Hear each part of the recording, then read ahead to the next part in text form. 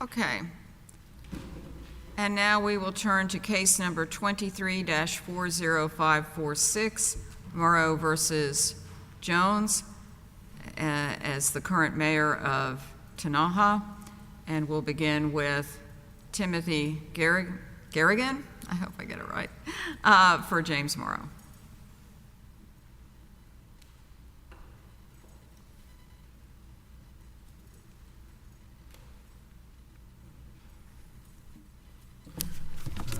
As is probably already clear, Tim Garrigan here, representing the plaintiffs.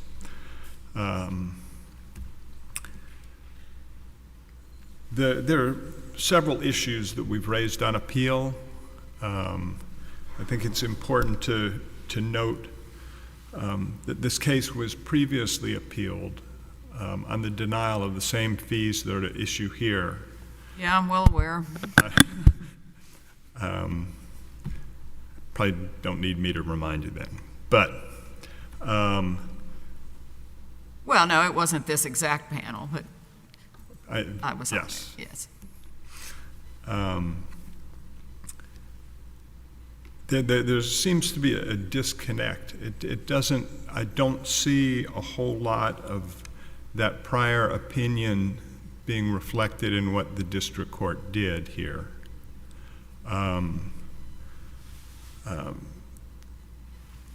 Basically, the prior opinion reversed the denial of fees because the process was not fair and proper as required by the Manual for Complex Litigation, which also requires greater court supervision in class action cases, especially regarding attorney's fees. I don't see a lot of that in the court's order here either. The biggest the biggest problem we see, and the most obvious, is that the fee award in this case was issued without the required notice to the class. That's a strongly mandatory requirement for any fee award in a class action case. And that was not done here. And I would point out that's a burden, or that's an obligation put on the district court to make sure that the class is given fair notice. It's not typically put on one party or the other, but in fact, in this case, the defendants in the prior two fee awards, the defendants were the ones that took the lead in obtaining court approval of the notice. As a factual matter, in this case, with this fee award, did class counsel ever notify the district court that notice had not been provided? No, nor did we have the opportunity to do so. When the case was remanded after the first appeal, the court almost immediately issued a stay pending a court-ordered mediation. We took that to mean we were prohibited from trying to introduce any new matters to the court while the mediation was going on. The mediation ended, and the court ruled almost within a week or two, without giving us, we were expecting some additional word from the court. Perhaps he'd want more briefing. There'd be some scheduling issues. We did not expect that he would, just suddenly issue his fee award without ever lifting the stay. So it's your view that class counsel doesn't have any responsibility, none whatsoever, to ensure that the class receives notice of the fee motion? Oh, no, I'm not saying that. I'm saying I don't think we had the opportunity to. How would you describe the relative responsibility as between class counsel and the district court I think all parties, because it's a requirement, all parties and the court have an interest in seeing that this is done. The court, there's a reason why that duty, I think, has to fall primarily on the district court. And that is that the whole purpose of the notice is to prevent any sort of collusion between counsel that would take advantage of the class. If plaintiffs had the ability to waive notice, or if the parties had the ability to waive notice, that would eviscerate the whole purpose of this mandatory notice provision in Rule 23. And again, this is the same rule that was discussed at length in the earlier appeal. You know, the importance of Rule 23 being applied in a class action case. But again, this happened very quickly. There was no time. The court scheduled no other proceedings. He stayed anything. When mediation was unsuccessful, he very quickly issued his decision. He didn't request a hearing or anything. Counsel, I'm looking at the notice of appeal that you filed. Yes. And it says, notice is hereby given that plaintiffs in this case, and then it lists the plaintiffs, Yes. Appeal this fee award. The attorneys that were designated to receive the fee award did not appeal in their name. Is that right? That's correct. The fee award, I know there's some sort of ambiguity about that, but the fee award, especially in a case like this, is to benefit the plaintiffs. It's the key to the courthouse door. Is there a common fund in this case? No. So in a common fund case, I can understand this idea, right? Because the attorneys and the plaintiffs are sharing a pot. It makes some sense, as that you could see that, you know, maybe both need to appeal, maybe the plaintiffs need to appeal. But I'm not sure I understand how the plaintiffs would have Article 3 standing, appellate standing, to appeal in this case, because I don't see how, whatever happens with this appeal, how this impacts the plaintiffs one way or the other. The fee, correct me if I'm wrong, I'm looking also at the consent decree. It looks like the fees are paid from the defendant to class counsel. 1990 of the record, this is the fee provision in the consent decree. It never, what are the plaintiffs' interests in this one way or the other? They have a right to notice. I certainly understand that. I'm trying to figure out the fee question. I guess maybe I'm not understanding the question. It's the parties would always have the ability to collude over the fee. That could always work against the plaintiffs, and this is what's to prevent that from happening. So let me ask the question this way. Are you aware of a case from our court that says the plaintiffs have Article 3 standing to appeal the denial of a fee award to plaintiffs' counsel? I'm aware of case law to that effect. I can't cite the case to you right now. I'm concerned about it because I'm aware of several cases from other circuits that say no. In the definitive treatise on federal courts, Wright and Miller says no. So, and I'm not sure I don't know if we have any cases from our court that have answered it one way or the other, but I can't think of, the Supreme Court has instructed us to be very careful when it comes to Article 3 limits on our jurisdiction, and I'm having trouble understanding what the plaintiffs in this case have at stake and whether you get paid. By the defendants, I should say. No. It comes back to the same thing.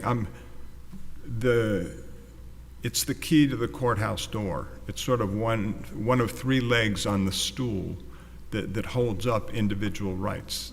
If the plaintiff's counsel can't get paid, it's the end of the enforcement of most individual rights in federal court.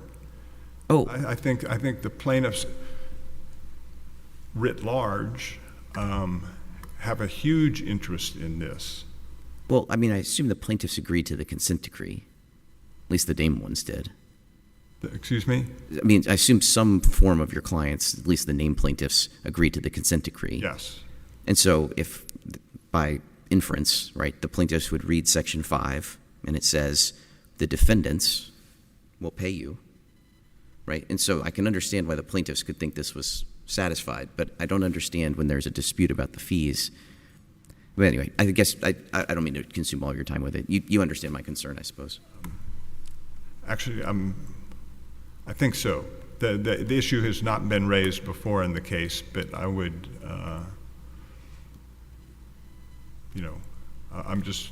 I wasn't prepared to answer those questions right now. Well, are the lawyers parties to this case? So would they be able to appeal? I believe they would be able to appeal under the case law. Okay. So do you think that then this is we lack jurisdiction? No. Okay. I think the lawyers and the plaintiffs can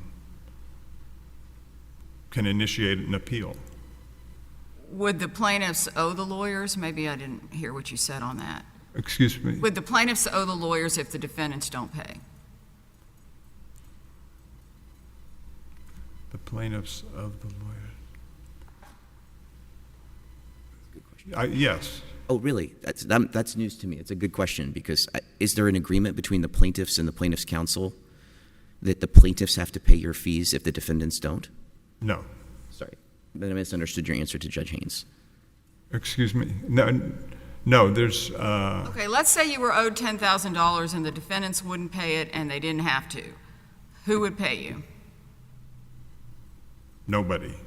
Okay, so the plaintiffs don't owe you. Correct. Okay.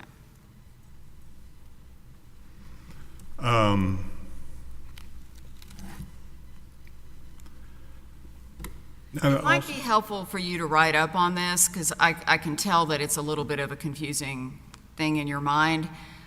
It's important, of course, jurisdiction is always critical to us. So if you would like to write us, and of course your opponent can as well, write us a letter on how we have jurisdiction given what we've asked about. Yes, I would appreciate that opportunity. Okay.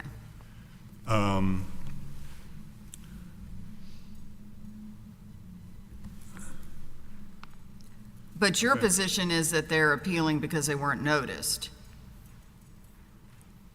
And that's something that's their right. Correct. Okay. That is one of the arguments on appeal.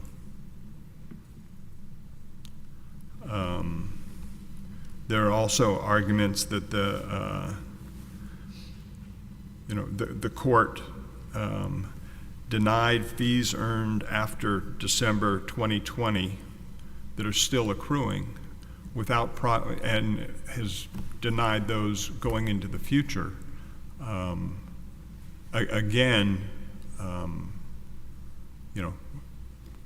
Without giving notice of a deadline or anything, as discussed in the first appeal. Let's see. Then it gets more granular at this point. The district court incrementally reduced the fees by 82%, raising arguments that are really not supported by the evidence, either evidence submitted by the defendants or evidence really that the court supports. I think when you look, you'll find at the only substance is that it's listing the court's impressions. There's no supporting evidence from the defendants or listed anywhere by the court.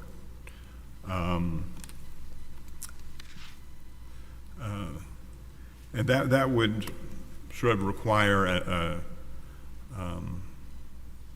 more granular analysis of all of the issues in the case. One of the bigger issues, I think, that is also here is the way that the district court segregated claims for determining success or not, using or I should say, in violation of Hensley, in violation of the Louisiana Power and Light case. I'm beyond my time here. Yes, but you've saved time for rebuttal. Thank you. Thank you. All right, we'll hear from Erika Neill. I hope I pronounced that right. You did. Thank you, Judge Haynes. Excuse me. I'd like to first discuss kind of the timeline of this case because things did not happen in rapid succession as opposing counsel suggests. As noted in your prior opinion, Ms. Haynes, or Judge Haynes, the consent decree expired in July of 2020. The motion that the order was issued on wasn't filed until after the expiration of that consent decree. That's on the record at 3260, and that was in March of 2021. In that motion, plaintiff's counsel sought for fees that were during the consent decree time period and then also post-consent decree time period. After that, in April, at the record of 3309, is when the defendant, City, who at the time was the only named party left as a defendant, filed a response. Then this court issued an opinion in February of 2023. The trial court did issue a stay, but it was only a stay as to deadlines. It wasn't a stay as to all proceedings. And that's on the record at 3394, and that was in March of 2023. Then the parties attempted mediation, and the mediator declared a final impasse in May of 2023, and that's on the record at 3399. It wasn't until August of 2023 when the court issued the order that's now subject to this appeal. And so it wasn't a week or two later. And so from 2020, July of 2020, until August of 2023, at no time did plaintiff's counsel take any action to attempt to notify the plaintiffs of this motion. And in fact, at that time, the class had already been satisfied. The class was satisfied back in July of 2020.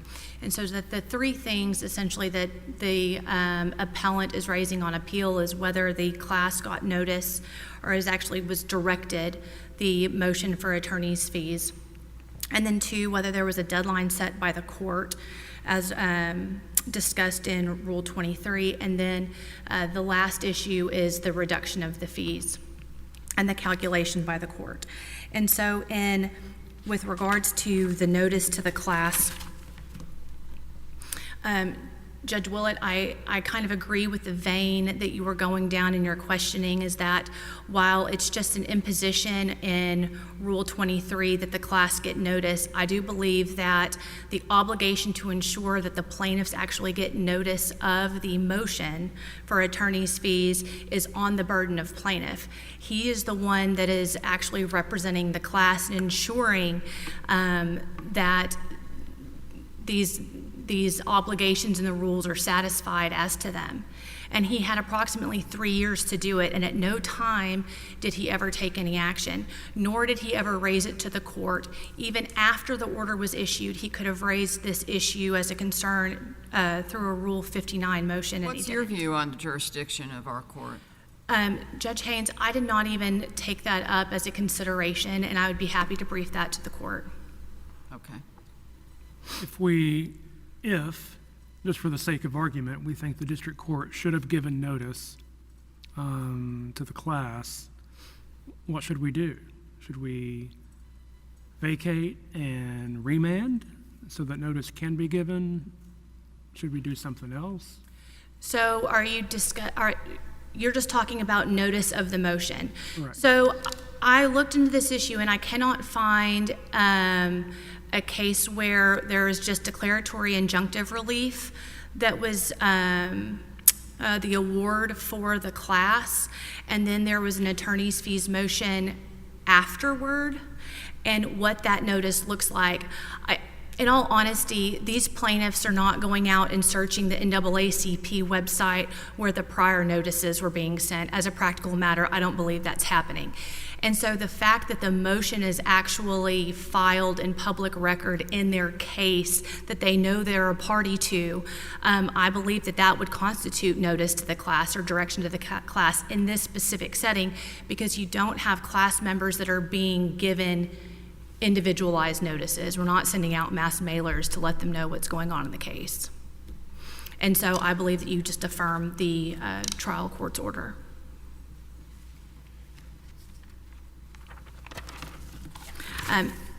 The other major issue that the appellate brings on appeal is whether there was a deadline set by the court. And again, I think this case poses a little bit of a different scenario than any of the case law that's actually cited by the appellant, in the fact that here the class was satisfied prior to Mr. Garrigan's filing of his motion for attorney's fees. And so in that setting here, the court already has before it a class, the trial court before it had a class that had been satisfied, and the terms of the consent decree had expired in 2020. Now you have a motion for attorney's fees that includes subsequent work to the expiration of the consent decree that's filed, and then you have a response, and so the defendants have obviously objected. And so while I can't get into the head of the federal court trial judge, I don't know what a deadline would have done when effectively he's already filed, plaintiff's attorney has already filed a motion for attorney's fees even post the expiration of the class.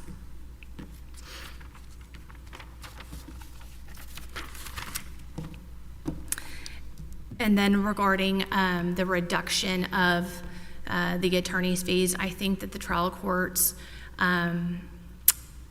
order addresses the lodestar method, and I apologize, I did see in my brief where I referenced the Johnson factors, and the Johnson factors were not considered by the trial court. He simply calculated the lodestar. And so what the trial court did was look to the hourly rate of the trial attorneys, and I will say that they did request an increase of their fee amount, but the judge denied that request based on his prior issuance of other fees in this case, and used the hourly rate that he had previously used. And then he methodically walks through the time and efforts of counsel and deducts items that he finds to be either duplicative or excessive as allowed by law. I think one of the issues that the appellant attorney brings up is that the trial court used both percentage amounts in reduction, and then kind of threaded the needle as well and took out some things that the trial court believed was attributed only to the county. And I think the appellant believes that that's impermissible, but there's no case law on that says that a trial judge can't find something specific that's unrelated and carve that out and not award fees for that, and then look at the remaining work and decide that no, that needs to be reduced by 50% because it was excessive. The other thing I do want to address is with regard to the amount of the attorney's fees awarded. The appellant believes that there was a double reduction based upon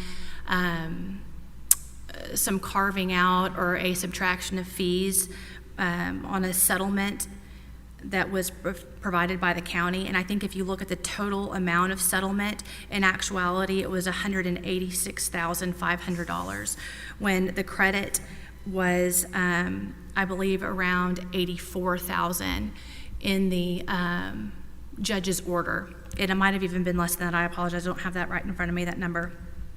And I believe that if you look at the record, there are footnotes in the court's order at 3412, And I believe that that fairly addresses that concern that the appellants have, and you can compare that to the plaintiffs or the appellant's motion at the trial level at 3264. If the court doesn't have any other questions, I'll give back the balance of my time. Okay. Thank you. We'll hear the rebuttal.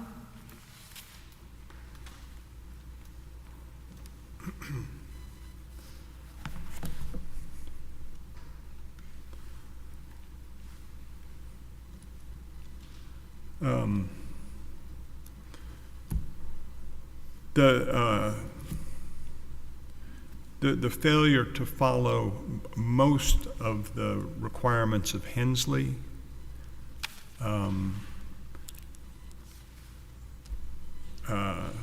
is, I think, of paramount importance here. The court is supposed to accept as reasonable fees for efforts that are related either by fact or common legal theory to the success in the case. That was not done here. Here, the court segregated out different issues without consideration of the fact that they had facts in common and law in common. In fact, this fits the typical example of a case, an institutional reform, class action, where it's impossible to segregate those issues. Hensley says very distinctly, you cannot segregate it into separate issues when they are related. Now, the court still has discretion to reduce fees, but it has to do it based on the overall results of the case, which the court never considered here. And that's something that, it's just basic black letter fee law that the district court disregarded entirely. And also, they, again, the court did award lower rates, but they could not find a lawyer to come in and say they would have done this case at lower rates. They didn't have any evidence to support that. They never submitted any evidence to support that. They similarly didn't have any evidence supporting any of the other reductions that the judge used in this case. For all those reasons, we would ask that the court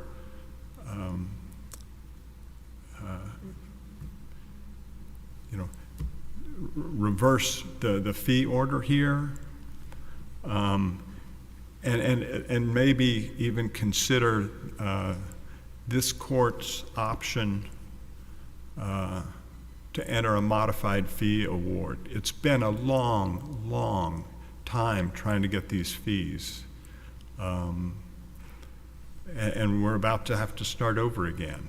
And maybe that's wishful thinking on my part, but at some point this needs to be brought to an end, and I think it needs to be done in a way that does permit classes with meritorious cases to take their cases to court. This fee award would not do that. Thank you. Okay, thank you both sides. We request that you do a short letter brief addressing the jurisdictional questions that we asked today. I'd like to have it by July 16th. If you all are in agreement on the jurisdiction question, you can do a joint letter. If not, then write separate letters and file them online with the court as you handle briefs and so forth. You do it the same way. Okay, with that, thank you both. The case is now under submission, and we're going to take a short